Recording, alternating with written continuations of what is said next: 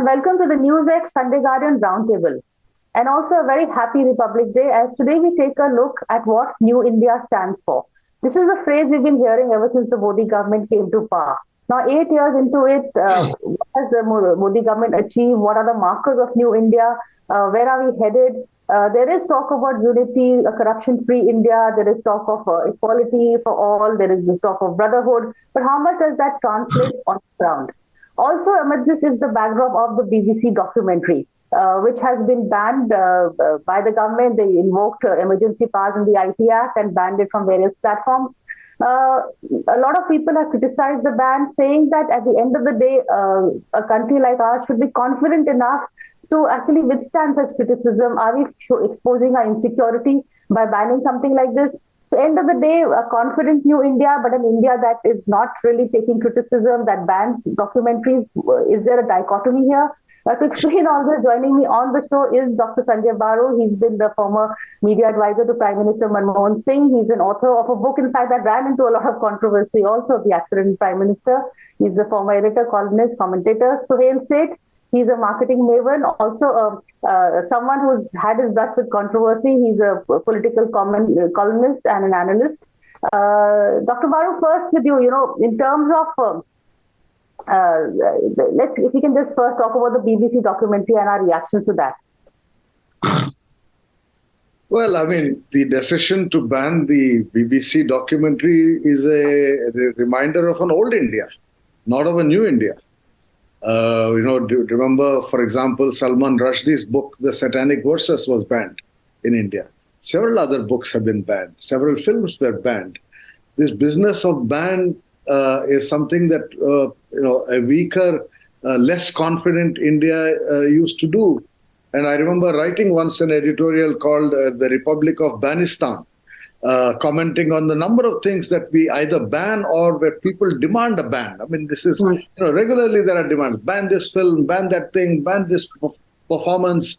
And in the last few years, we have seen so many performances being banned, speeches being banned, So we are in a peculiar situation. We claim to be a new India. We claim to be a rising power. We say we are the fifth largest economy in the world. We are a voice of the global south, global leader, Vishwa Guru, etc., etc.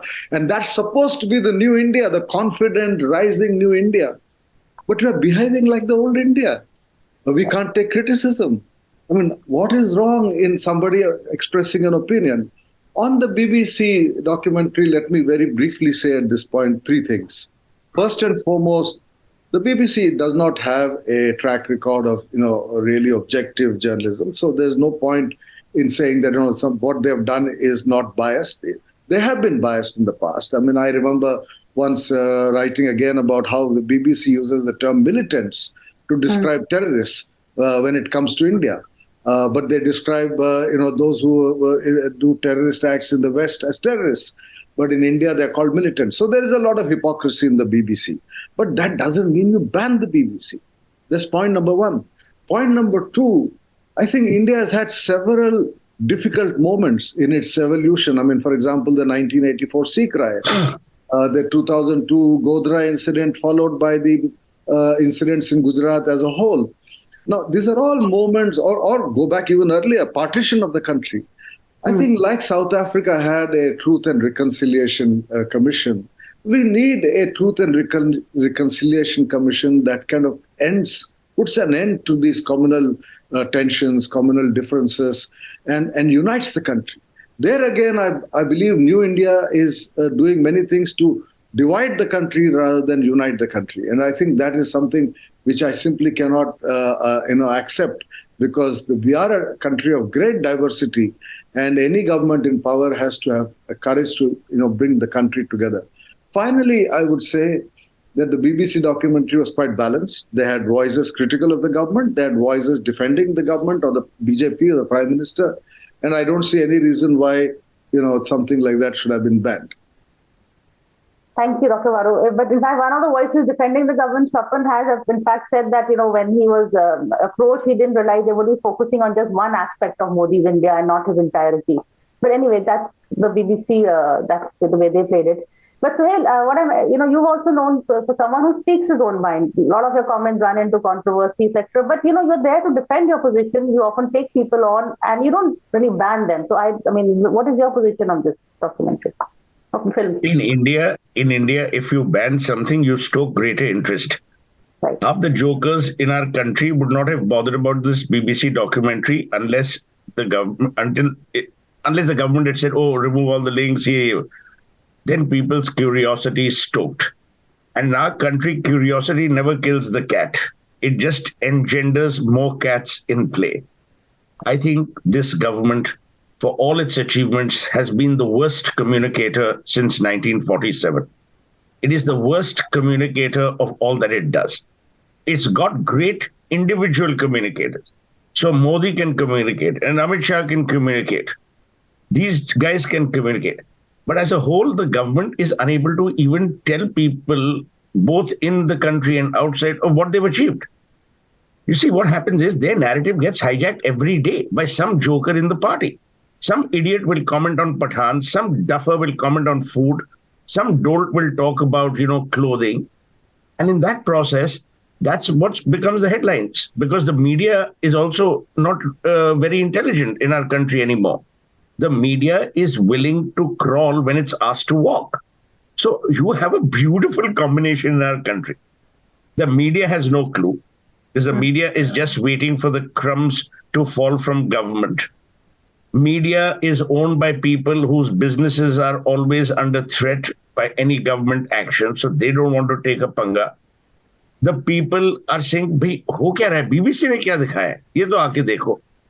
So these jokers who can't even spell British or broadcasting for sure they can't spell. They now want to see, "Bhai, BBC ne kya kiya?" Now you have a beautiful trolling army in either party. So the Congress people turn out and say, "But look, Modi himself praised the BBC."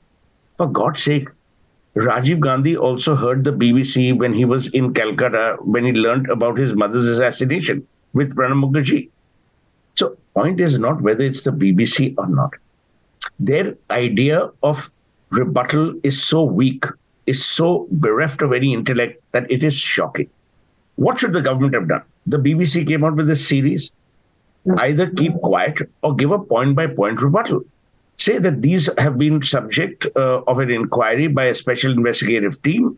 It has been gone into by the Supreme Court of India, and we honor and respect and worship the Supreme Court of India. Matter would have ended.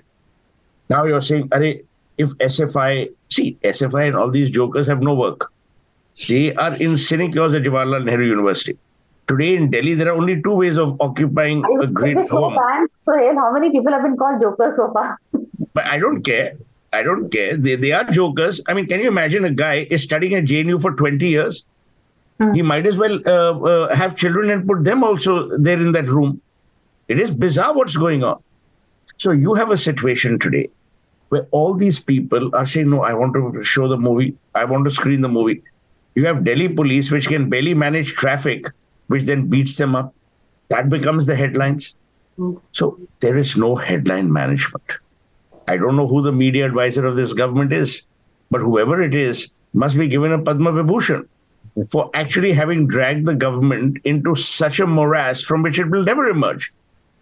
Can you imagine, Priya, when this documentary came out, it was insignificant. It is one of the many, as Sanjay rightly said, I've often called the BBC the bullshitting broadcasting corporation. They work to an agenda. People in London don't trust the BBC. But हमारे India में करोल बाग में नहीं जी BBC ने दिखाया. That's also because we have that Gora complex. Now come to the second part of this new India. You know what I'm worried about? A new arrogant India. I'm worried about a new muscular India. You know, when your foreign minister says things which actually belong to a wrestling ring rather than diplomacy, I worry. You know, I don't want my foreign minister to go in front of cameras and say, "Oh, do you know who I am? We're big shit." No, if you are, you don't have to say it. The tragedy is the arrogance with which we have now started speaking across the world is alarming. You have this arrogance when you have intellectual heft. Today, you are not the $1 trillion economy that you want to be. People are saying by 2047, it will be $47 trillion. little bit of humility. Modi, to my mind, has done remarkable work. Let me tell you this, Priya. Modi will go down in history as one of the finest prime ministers India's ever had, just like Manmohan Singh will as well. But the point I'm making is that you cannot be moving from one mistake to the other. It reminds me of Alice in Wonderland. It was beautifully said in Alice in Wonderland. Lessons are that which lessen from lesson to lesson. In the case of this government, every lesson is lessening from lesson to lesson. That's what my worry is. Couple of points, Dr. Madhav, apart from what you want to say, is he says this is the arrogant government. It doesn't know how to communicate. The communication strategy of this government, because that was said about the UPA also, that towards the end it's lost its power of communication, UPA too, at a point when I must add you were not part of the media cell. But having said that, do you think how could, if you were in the PMO and this documentary film came out, how would you have handled it? Well, first of all, on the whole issue of arrogance, I've said it many times before, that I saw, we saw the Congress party becoming arrogant over a 30-year period. It took them almost 30 years during Rajiv's time, essentially, when they had 400 plus MPs in parliament. We saw a phase of arrogance of that party. And I remember writing about it at that time, mid-80s. This government has hardly been in office for 8 years and they've already become arrogant. I mean, the arrogance quotient has kind of gone up very, very, very quickly. People who are nobodies 8 years ago are behaving like, they're God's gift to the country.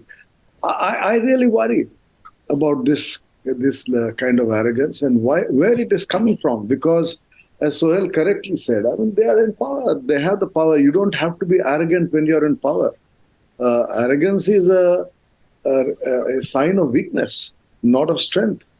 And when you have the strength, why behave in the manner in which you do? So I think there is a serious issue of communication. But there is also what we are saying, arrogance. Could it be confidence in not being too deferential to maybe a colonial power or to someone else, or to what you don't have to be deferential. No, you don't have to be deferential. Confidence does not have to become subservience. You don't have to be arrogant. You just have to be confident in dealing with the world. Confident with dealing with opposition in the country. You don't have to browbeat the opposition every day merely because they are become so weak.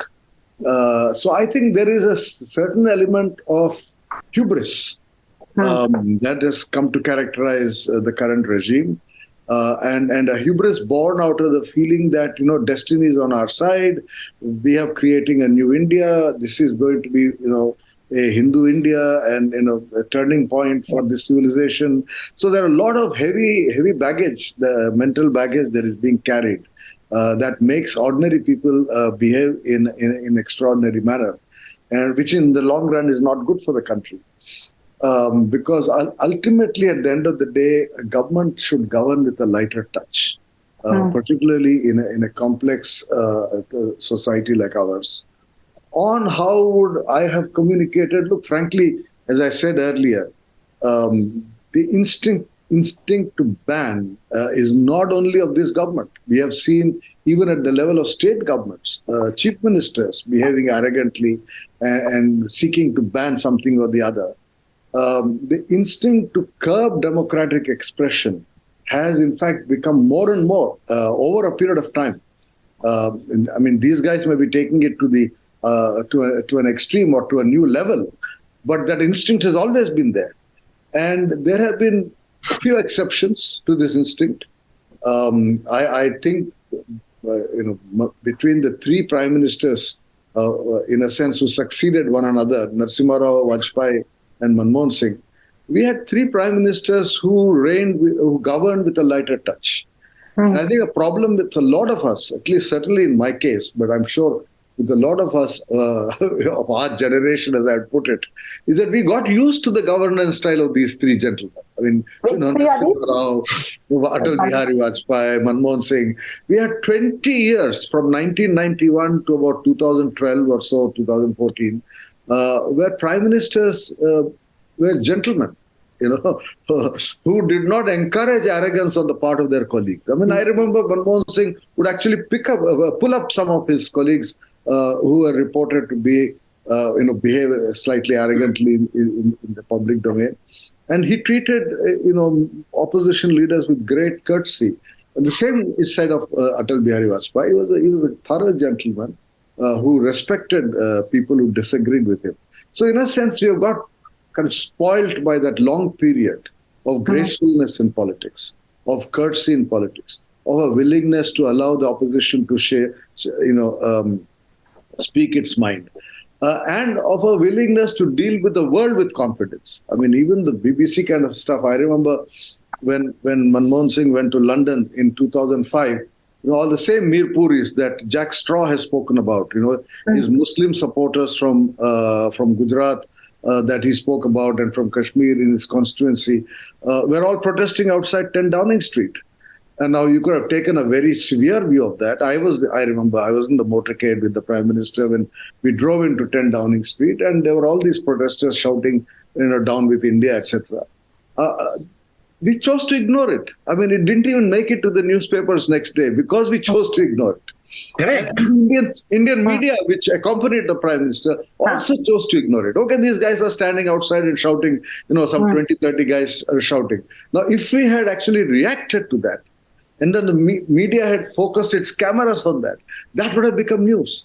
And that is what is happening today. You react to all kinds of minor provocations and then make that into the headlines and make that into a big controversy. Sometimes I wonder if it is deliberate in order to actually divert attention from the real issues. I mean, we have real issues today about corporate corruption, about... I'm going to cut you short and just take a break because we have to take a break and come back and continue the conversation with. So a quick break, then we come back.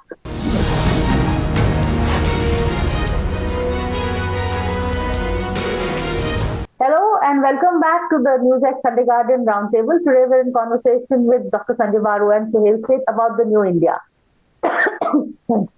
Before I come back to you, Dr. Baru, I just want Suhail to come in on the couple of points that you've raised. And one point that I would also like to add is, you said before the break that Dr. Manmohan Singh was one of the gentleman politicians, but his cabinet was not. There was a lot of arrogance in a lot of other ministers of the Congress. We're seeing that even now, if the government is behaving arrogantly, so is the opposition. So the political narrative conversations of the day, Suhail, is just at an all-time low. Grace is a very elusive virtue. Grace comes from within. It can't be bought at Khan Market or Sarojini Nagar or one of these, places. Also, remember one thing. If you are self-confident, self-assured, self-emancipated, you don't need to tell people, do you know who I am? Because if you don't know who you are, then, how the hell will the other person know who you are? Number one. Number two, what will you do in a new India if that new India is born out of arrogance? If that new India thinks it can teach the world everything? Remember one thing. We are no one in the larger comedy of things if you look at it from a spiritual perspective. To say that we of India, yes, Narendra Modi has built some pride. The problem with Manmohan Singh was different. Manmohan Singh was in office but not in power. Sonia Gandhi was in power but not in office. Now, that was a delicate balance. Manmohan Singh will also go down, in addition to being a great human being, as one of the finest ballerinas the world has ever seen. Because look at the amount of balancing that man had to do. That too without ballet shoes. Every day. He had a bunch of louts. Remember, you had the A Rajas of the world. You had all these rascals. And I'm saying this because they were rascals. They were rogues. They undermined the prime minister of that time. But what did Manmohan Singh do? He wasn't a school bully. He wasn't standing in the corner next to the canteen saying, okay, you guys come on, I'll whip you. Grace allows you a lot of latitude in both dealing with people as well as dealing with yourself. Modi, to my mind, has been praised by people like you in the media and made to feel that he's a strong man. What the hell does a strong man mean? The first thing in Indian media should do is it should revisit its skills in English. Well, I've never understood. What is the strong man of Maharashtra? Maratha strong man. Modi, muscular Modi. Muscular Modi, everyone has muscles. Some are, atrophying, some are not. Now you have created an issue. You have created this hawa. Ki bhai, Modi hai to mumkin hai. 56 inches. I mean, you talk about inches in another context, never in the context of a chest. Oh, you got a 56-inch chest. Yeah, if we wanted to elect a wrestler, we would have gone to an akhara, not to parliament. The tragedy today, Priya, and this I say with grave seriousness, is it's a bit with artificial intelligence. You keep talking about artificial intelligence, but what will you do with native stupidity? We have to recognize that we are on our march towards becoming that economic superpower. We are not there yet. In that march, a little bit of humility, a little bit of absorption of other cultures, a little bit of recognizing that we are still marching towards that is necessary. The tragedy is all our politicians think they know everything. I call it the Chidambaram syndrome. Chidambaram would emanate signals that if he didn't know anything, it wasn't worth knowing. But today, all our leaders behave like that. Rahul Gandhi is walking on a march to nowhere. You ask Stalin, he thinks he's running a separate country. You talk to Jagan, he's running another country. The bloke from Hyderabad, he's running another country. You have to have a prime minister who brings people together. Strife has no virtue. Stress has no virtue. This government must recognize that in a new India, all this bullshit about inclusive, diversity, these are woke terms. Essentially, Priya, a new India will be built if every Indian is part of that new India. A. B, if there is something genuinely new about that India. You cannot market a new India in old kapadas, with old belief systems. What is happening today is you are marketing it.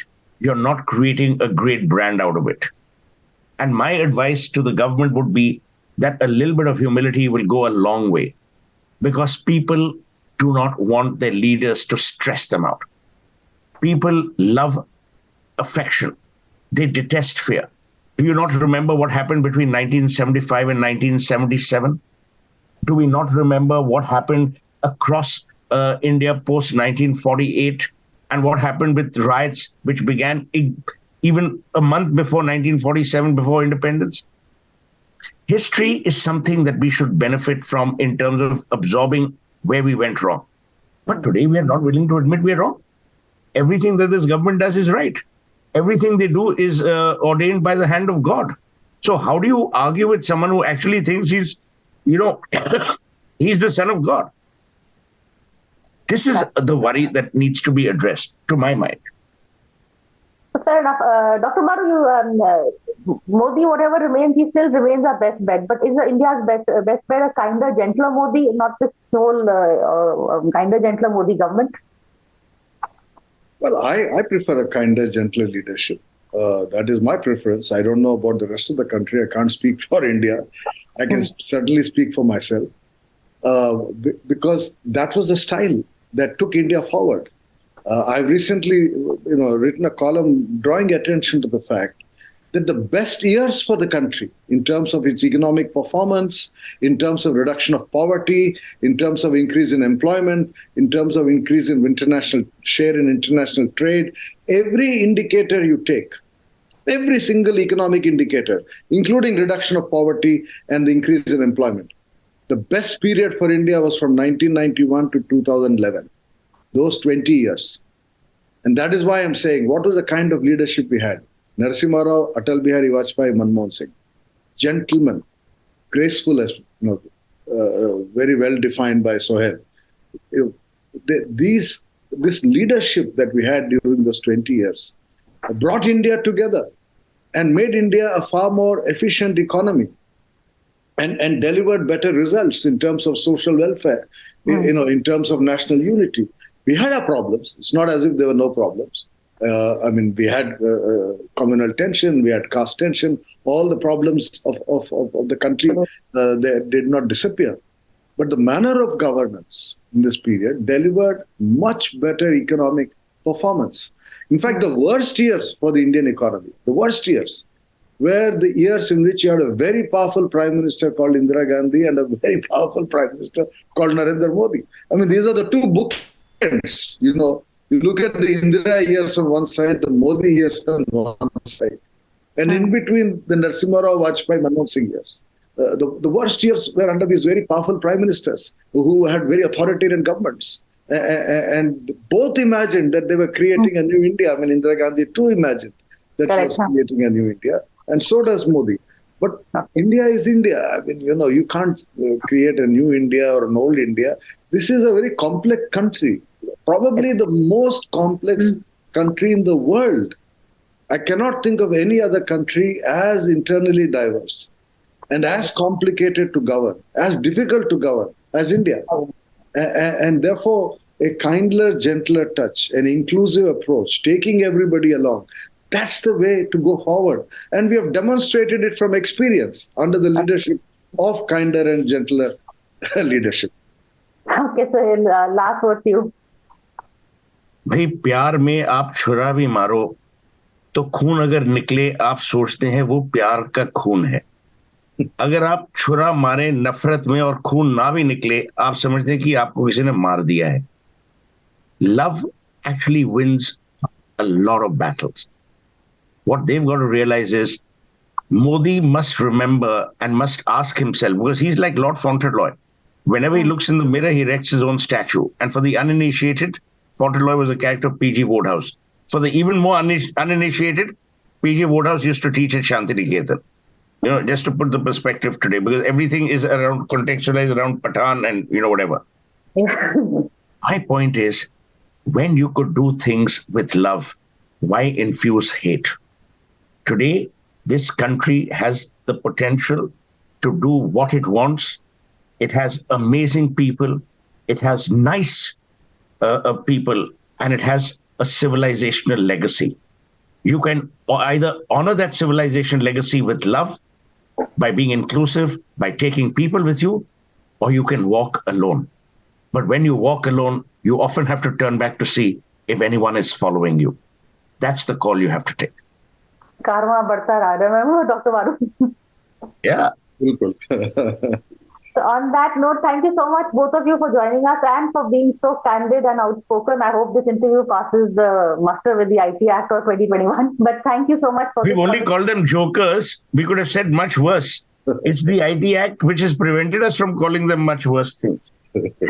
So, well, there's an argument for the IT Act. But thank you so much. And as I said, as we discussed, India needs, I think, we're not saying we don't need strong leaders, but we need someone, not authoritarian, or arrogant leaders. That's the word that was used. But thank you for this conversation.